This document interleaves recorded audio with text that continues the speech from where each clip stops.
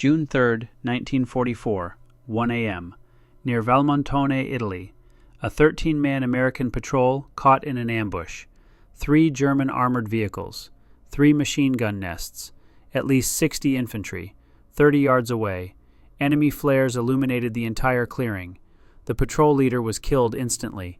The survivors hit the ground, pinned. No cover, no escape. Then Private Herbert Christian stood up, Thompson's submachine gun in his hands, and drew every weapon toward himself. Cannon fire hit him. A 20-millimeter round severed his right leg above the knee. He fell. German soldiers didn't just shoot.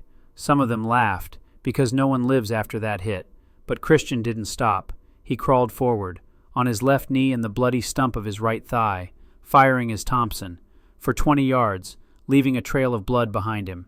He killed at least 3 German soldiers, got within 10 yards of their position, reloaded under fire, fired his last burst, and when the Germans concentrated all their fire on him, his 12 comrades escaped.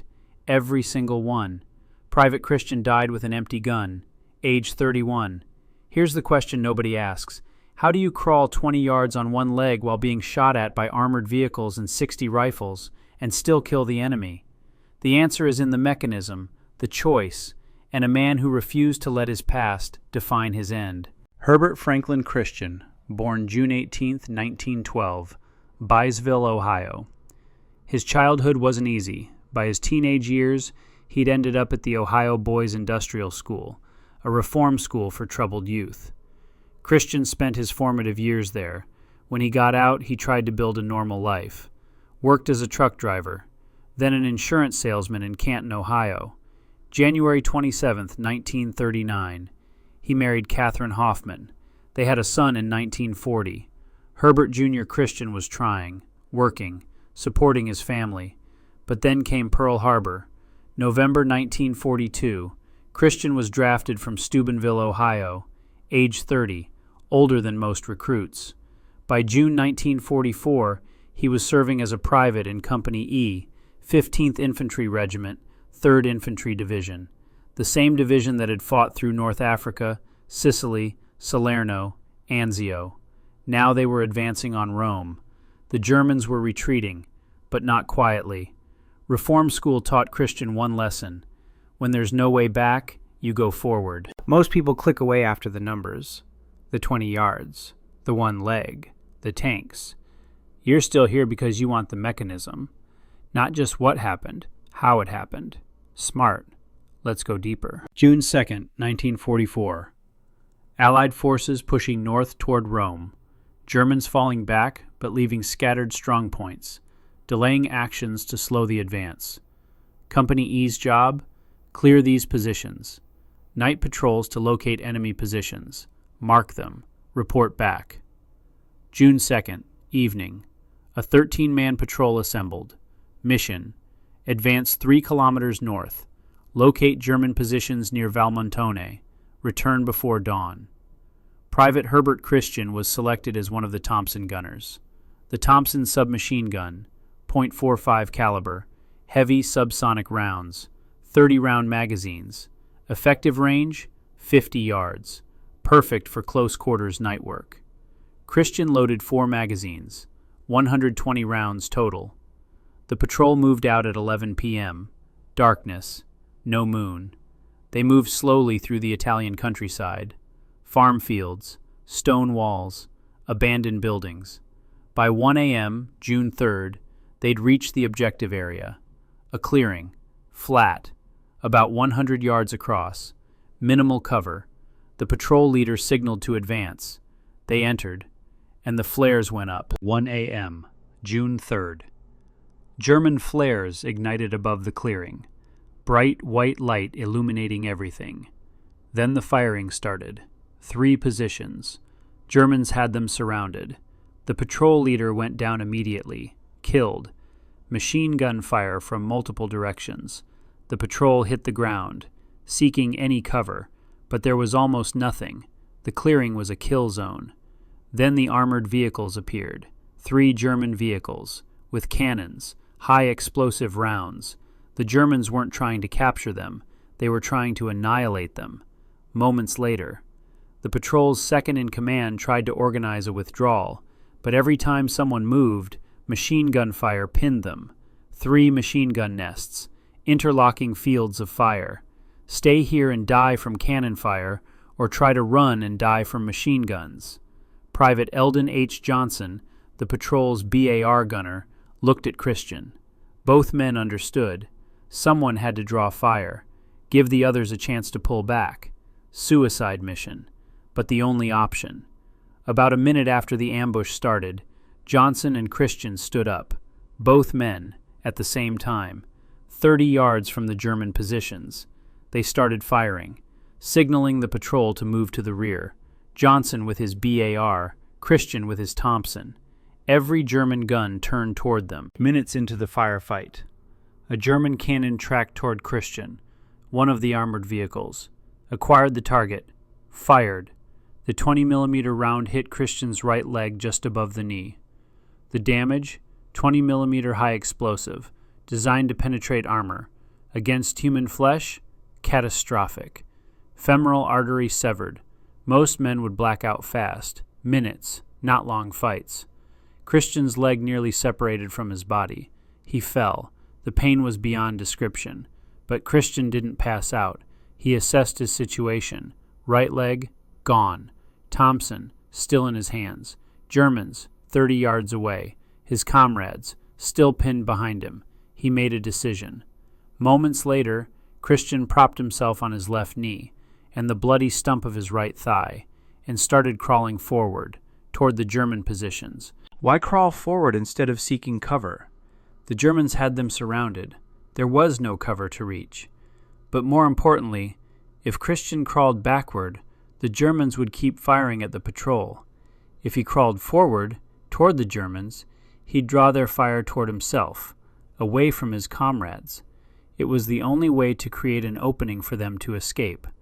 So he crawled forward, into the machine gun fire. Christian crawled, using his left leg to push, arms to pull, dragging his body forward inch by inch. The stump of his right leg trailing behind him, leaving a trail of blood on the dirt. Every movement was excruciating. His body was in shock, heart rate elevated, blood pressure dropping, vision narrowing, but his mind was clear, crystal clear. One objective, keep the Germans focused on him. He kept the Thompson firing. Short bursts, 3 to 5 rounds per burst. Controlled fire. Point in the general direction. Fire. Suppressive fire. Keep their heads down. Keep them thinking about him, not about the patrol escaping behind him. Minutes into the crawl, Christian had moved approximately 5 yards. 5 yards. It felt like a mile. The pain was overwhelming. Blood loss severe. Phantom limb pain. His nerves screaming that his right leg was being crushed, even though it wasn't there anymore. But he kept crawling, kept firing. Behind him, the patrol was moving, pulling back one by one, using Christian's distraction to escape the kill zone. Christian fired another burst toward the machine gun nests. The Thompson's bolt locked back. Magazine empty. He was under direct fire from multiple weapons, tracers streaking past him, dirt kicking up around him, but he had to reload. No choice. He rolled partially onto his left side, reached for a fresh magazine. His hands were slippery with blood, his own blood. The magazine was in a pouch on his chest, fingers fumbling. Finally got it. Released the empty magazine from the Thompson. It fell to the ground. Inserted the fresh magazine, seated it with a palm strike, pulled the bolt handle, chambered around. The entire reload took about 8 seconds. 8 seconds that felt like forever, but the Germans didn't rush him. They were cautious. He'd already dropped men at close range. They weren't eager to be next. Christian resumed firing, short bursts, keeping the Germans suppressed. Behind him he could hear movement, his comrades, crawling backward, moving to the rear, using his covering fire to escape. That's what this was about, not killing Germans, saving Americans. He continued crawling forward, another yard, then another. Mental discipline, focus on the mission, minutes more. Christian had crawled approximately 10 yards, halfway to the German positions. The Germans were confused now. Their officer was shouting orders. In German. Christian couldn't understand the language, but he understood the tone. Kill this American. Why wasn't he dead yet? Why was he still crawling forward? Why was he still firing? Some of the German soldiers stopped shooting, just watching, trying to process what they were seeing. A man with one leg, crawling toward them, firing a submachine gun. It didn't make sense. It violated every tactical principle. Wounded soldiers retreat, they don't advance. But this American was advancing. Christian saw movement. A German soldier stood up, trying to get a better angle, exposing himself above the low wall he'd been using for cover. Mistake. Christian aimed, led the target slightly, fired a burst. 4 rounds. The German jerked, fell backward. First confirmed kill since Christian was hit. The other Germans saw it, one of their own, killed by a wounded American crawling on the ground. It was humiliating. It was impossible, but it happened. Another German moved, trying to flank Christian, coming around from the left side. Christian saw the movement in his peripheral vision, swung the Thompson, fired. The German went down. Second kill. The Germans were getting angry now, not just shooting to kill, shooting because they were enraged. This shouldn't be happening. How does a one-legged man crawling on the ground kill trained soldiers in fortified positions? A third German soldier appeared. He had an MP-40 submachine gun, the German equivalent of the Thompson, 9mm, 32-round magazine. The German stepped out from cover, about 15 yards from Christian, aimed his MP-40. Christian saw him. Both men fired at the same instant. The German's burst went high, overcompensating for the downward angle. Christian's burst didn't miss.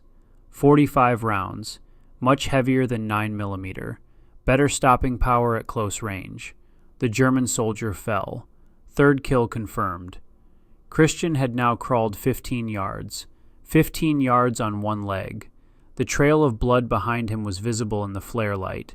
The Germans could see the blood trail, could see Christian crawling, could see that he should be dead, but wasn't. The German commander was furious. He ordered every weapon to concentrate on the American. 3 machine guns, heavy fire from the armored vehicles, 60 rifles, all firing at one man. But Christian was low to the ground, crawling. Most of the fire was going over him. The Germans were trained to fire at standing or crouching targets. A man flat on the ground was harder to hit, especially at night, even with flares. The angle was wrong. The sight picture was wrong. So Christian survived. For now. Minutes more. Christian was now within 10 yards of the German positions. He could see individual soldiers, their faces visible in the flare light. Young men. Some of them looked terrified, not of dying, but of this American who wouldn't die. Christian picked his targets carefully. A soldier with a machine pistol tried to rush forward, trying to close the distance, finish Christian at point-blank range. Christian fired. 3-round burst. The soldier fell at 7 yards. Another soldier tried. Christian fired again. The soldier went down. After that, no one tried to rush him. The Germans decided to stay behind cover, let their machine guns do the work. Eventually, this American would die. He had to. But Christian kept fighting. Minutes more. Christian's Thompson locked back again, second magazine empty. He reached for his third magazine. Last one. His hands slippery with blood, making the reload difficult, but he managed it. Third magazine in. Bolt pulled. Last magazine. 30 rounds remaining. Behind him, the last patrol members were pulling back, reaching the tree line. Safety. Christian couldn't see them, but he knew they were escaping. That's all that mattered. He'd given them enough time. Now he just had to keep the Germans focused on him. A little longer. The German commander shouted orders. Finish him. All weapons opened fire. Machine guns, rifles, cannons, everything firing at Christian's position. The ground around him erupted. Dirt, rocks, debris, but he was still low, still hard to hit. Christian did something unexpected. He stood up. On his left leg, the stump of his right leg hanging, blood pouring, but he stood, fully exposed, Thompson in his hands, aimed at the German positions. Why did he stand up? He'd been surviving by staying low. The Germans couldn't hit a crawling target easily. Standing made him an easy target. But that was the point. His patrol was almost clear. A few more seconds and they'd be safe. Christian stood to draw absolutely every weapon toward himself, to make absolutely certain no German was firing at his retreating comrades. Was this heroism, or was it calculated tactics? It was a deliberate choice. Stand up, die, but save them all. Standing on one leg, Christian fired his Thompson, full automatic, sweeping the German positions. The Germans couldn't believe what they were seeing. This American, one leg gone, blood everywhere, standing in the open, firing at them, refusing to die. It enraged them. Every weapon found their mark.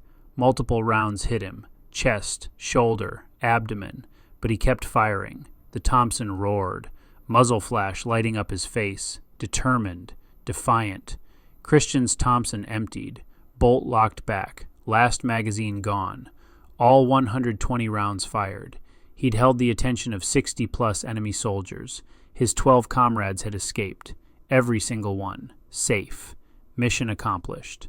The German machine guns continued firing. Christian had no ammunition left, no way to return fire. He stood there, on one leg, empty Thompson in his hands, for another few seconds. Then the rounds found their mark. Multiple machine gun bursts hit him. He slumped forward, dead. Private Herbert Christian, age 31, killed in action, June 3, 1944, 1:22 a.m. The 12 patrol members reached friendly lines, all 12, not a single casualty among those who escaped, because Christian and Johnson had drawn all the fire. Johnson had been killed early, shot down by machine gun fire, but his sacrifice, combined with Christian's, had worked. The patrol's second-in-command filed a report, described what he witnessed. Christian standing up, drawing fire, firing until his weapon was empty, standing exposed until he died. The report went up the chain of command. June 4, 1944, Allied forces marched into Rome, but in the chaos of the advance, Christian's action was noted, investigated, verified by multiple witnesses, 12 men who owed their lives to him. You've heard the citation, now hear the man who crawled away from it. Years later, one of the 12 men who made it out was asked a simple question. What do you remember? He didn't start with heroism. He started with light. The flares made it look like daytime, he said. Not warm light, white, harsh, like someone turned the world inside out. He remembered the patrol leader dropping without a sound, the way everyone hit the dirt at the same time, like a single body. I was behind Christian, he said, not close, not far, close enough to see his shoulders moving when he fired. Then came the cannon. You don't forget that sound, he said. It's not a rifle crack. It's a hard, flat punch that hits your ribs. Christian went down. I thought, that's it. Nobody gets up from that. But then he moved. He started crawling, the survivor said, and my first thought was stupid and panicked. Wrong way. Because Christian wasn't crawling back. He was crawling toward the Germans. Wrong way, wrong way, wrong way. And then, like a switch flipping, he understood. He was pulling the whole ambush onto himself. Every burst from the Thompson wasn't just fire. It was a signal. Look at me, not them. You could see the pattern, he said. Burst, drag, like a metronome.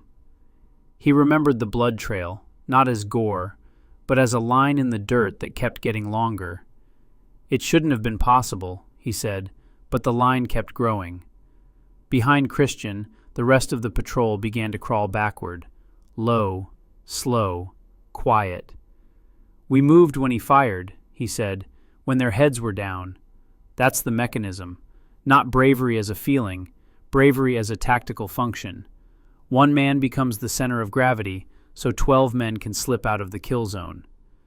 Then he remembered something that made his voice change. The reload. I saw him roll and change magazines, he said, and it shocked me more than the wound. The reload was the scariest part, because it meant he was still choosing. A reload means 3 things. He's still conscious. He's still calculating. He's still working the problem. You think a man with one leg bleeding out would just fire until empty and that's it, he said. But he reloaded, under fire, like it was a drill. Someone beside him whispered, We got to go back for him. And the sergeant hissed, "No!" Not because they didn't want to, because Christian was making sure they wouldn't have to.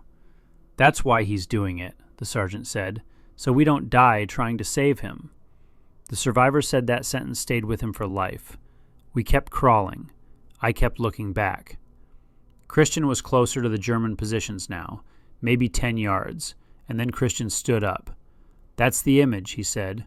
One leg, upright, Thompson firing, like he was refusing the universe. He didn't call it heroism. He called it a decision. He wanted all the guns on him, every last one. The patrol reached the tree line. They could still hear the Thompson, then only German fire, then silence. "We made it back," he said, "all of us, and that's the part that feels wrong. Because the math of it is unbearable. 12 men got decades. 1 man got minutes. I lived a normal life," he said, "got married, had kids, worked, retired, and sometimes the normal things hit you hardest. A quiet morning, a family dinner, a grandchild laughing, mowing the lawn, reading the paper, and then the thought, Christian didn't get this.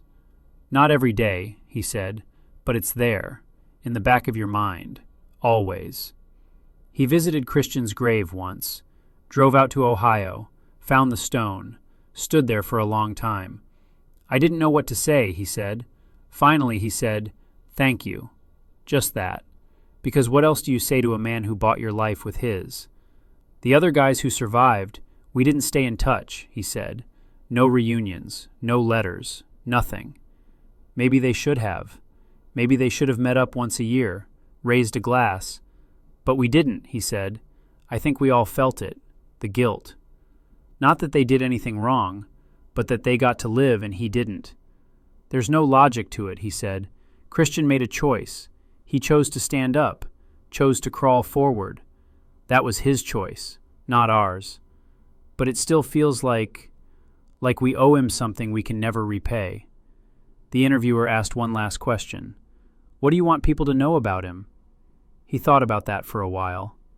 "He wasn't a superhero," he said. "He was a guy, 31 years old, had a kid at home. And when everything went wrong, he didn't freeze, didn't panic. He assessed the situation, made a decision, and executed." He paused. "He wasn't born a hero," he said.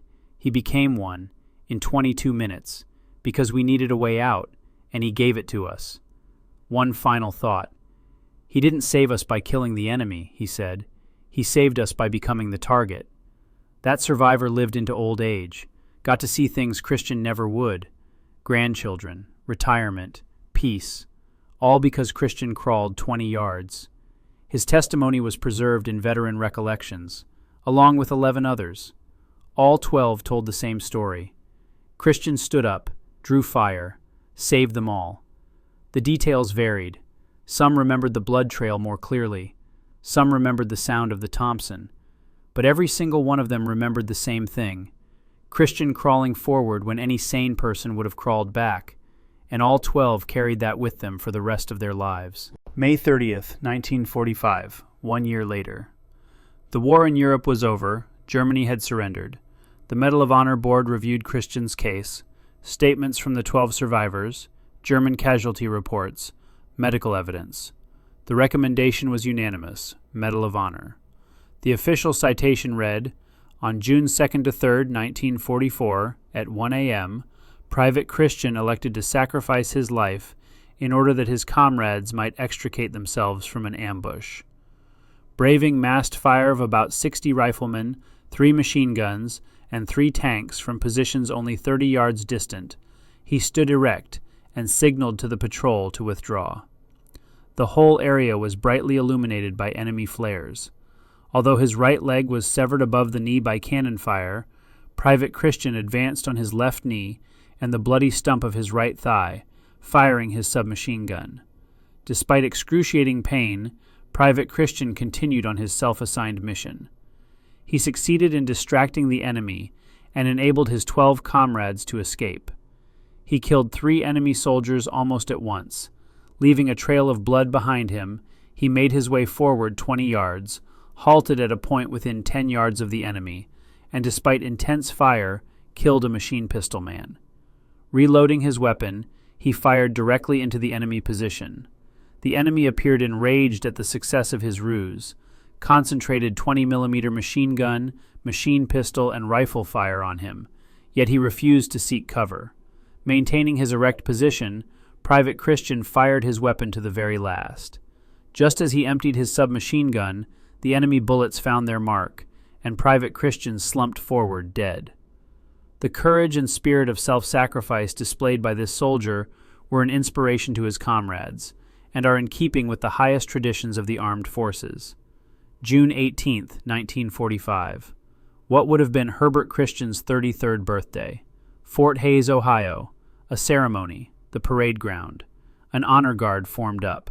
5th Service Command Commanding General James Lawton Collins stood at attention. In his hands, a blue box containing the Medal of Honor. Standing before him, Catherine Christian, Herbert's widow. Beside her, Herbert Christian, Jr., 5 years old. The boy wore his best clothes, didn't fully understand what was happening. His mother had tried to explain, "Your father was a hero. He saved his friends." But the boy was 5. He barely remembered his father. Vague memories of a man who used to be there, then wasn't. The general opened the box. The Medal of Honor. A light blue ribbon with 13 white stars. The bronze star with Minerva's head. The citation was read aloud. The crowd listened in silence. Severed above the knee by cannon fire. Advanced on his left knee and the bloody stump of his right thigh. 20 yards. Maintained his erect position. Fired his weapon to the very last. Catherine Christian was crying, tears running down her face, trying to hold it together for her son. But hearing the details, the specifics of how her husband died, it was overwhelming. The general knelt down, placed the medal in the boy's small hands. "Your father was a very brave man," he said. Herbert Jr. looked at the medal, the blue ribbon, the bronze star, shiny, pretty. He didn't understand what it meant yet, but his mother told him to hold it carefully, so he did. Catherine Christian accepted condolences from the assembled officers, thank yous from the soldiers who had known her husband. Some of them had been there, at Anzio, in the advance on Rome. They shook her hand, told her Herbert was a good soldier, a good man.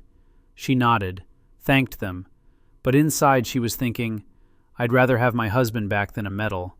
I'd rather Herbert Jr. had his father than a piece of bronze and ribbon." But that wasn't a choice anyone could make. Herbert Christian had made his choice, on a battlefield in Italy, and 12 men lived because of it. Catherine Christian took her son's hand. They walked away from the ceremony, the 5-year-old holding his father's Medal of Honor, not understanding its weight, not yet. Herbert Christian's action is one of 472 Medals of Honor awarded for World War II, one of 22 awarded for actions during the Italian campaign during the Rome advance. But what makes his stand unique? He crawled 20 yards on one leg, while being fired upon by armored vehicles, 3 machine guns, and 60 rifles, and still killed enemy soldiers. The medical reality: a severed femoral artery is one of the most catastrophic battlefield injuries. The blood loss is immediate and severe. Christian remained conscious and combat effective for over 20 minutes. This is not explained by adrenaline alone. Adrenaline can mask pain. It can give you a burst of energy, but it can't stop blood loss. It can't prevent shock. This is willpower, pure determination, the conscious choice to keep fighting when your body is screaming to surrender, when every nerve is telling you to stop. The Thompson submachine gun. Christian fired approximately 120 rounds over the course of his action. 4 magazines, 30 rounds each. Disciplined fire, not spray and pray, aimed bursts, making every round count, because he knew the math. Limited ammunition, unlimited targets. Most soldiers in combat empty their weapons quickly, panic fire, hope something hits. Christian didn't have that luxury. Every burst had to serve a purpose, suppress the enemy, keep them focused on him, buy time for his comrades. The 12 men he saved, all 12 patrol members made it back to friendly lines, not a single casualty among those who escaped, because Christian and Johnson drew all the fire. All 12 returned to combat. All 12 survived the war. Those 12 men went home to their families, had children, grandchildren, built lives. Every one of those lives exists because Herbert Christian chose to crawl forward. How many descendants are there now? Dozens? Hundreds? All because one man stood on one leg and refused to quit. The ripple effect of one act of courage, one Thompson submachine gun, one leg, 20 yards, and 12 lives saved. Herbert Christian's story doesn't start with heroism. It starts with a reform school, a kid the system had given up on. He could have let that define him. Instead, he became an insurance salesman, a husband, a father. And when his country called, he served. At age 30. Not a young man seeking glory, an older man with responsibilities, a family at home, a son to raise. But when the moment came, when 12 men were going to die unless someone stood up, Christian stood, on one leg, with an empty gun. He died so they could live. The reform school kid became a hero, not because he wanted medals, but because it was the right thing to do. Herbert Christian's grave is in Greenwood Cemetery, Byesville, Ohio. A youth camp was named after him in 1965. It served reform school inmates. Kids like Christian had been, giving them a second chance. The camp closed in 1972, but the lesson remains. Your past doesn't define your end. Your choices do. Christian chose to crawl 20 yards on one leg, chose to stand when he should have fallen, chose to empty his gun into the enemy, chose to die so others could live. He spent his last minutes buying time, one burst at a time. Private Herbert Franklin Christian, age 31, the reform school kid who became a hero. Herbert Christian died at 1:22 a.m. 12 men lived because of it. Those 12 men had children, grandchildren, families that exist because one man crawled 20 yards on one leg. If that math matters to you, if that kind of choice matters, then we're covering more of these stories. You know what to do.